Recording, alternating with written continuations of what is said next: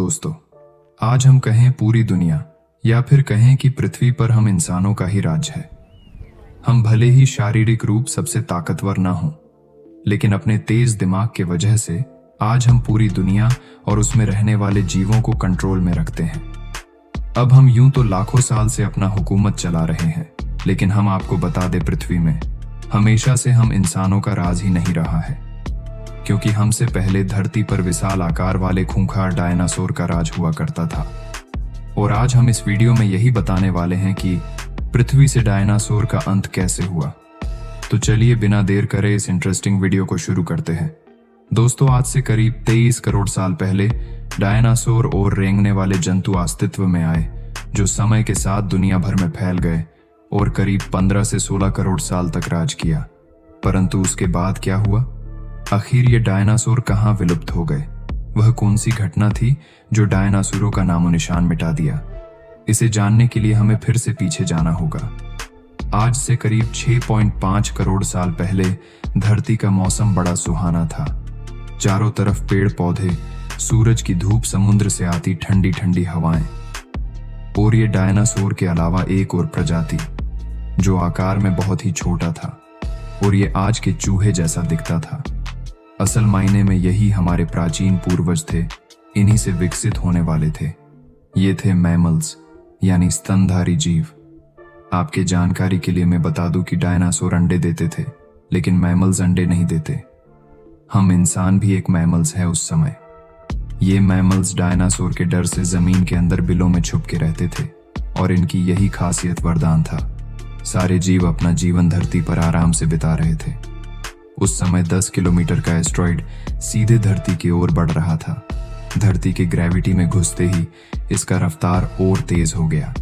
प्रति सेकंड के साथ साथ धरती के करीब बढ़ता जा रहा था।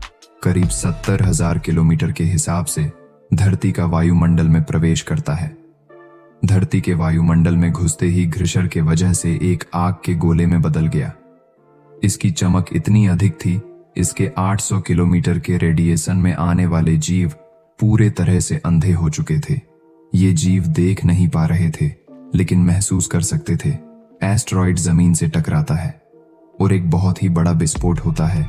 यह विस्फोट इतना शक्तिशाली था, इसे टकराते ही पृथ्वी का लाखों मेटल धातु अंतरिक्ष में चला गया।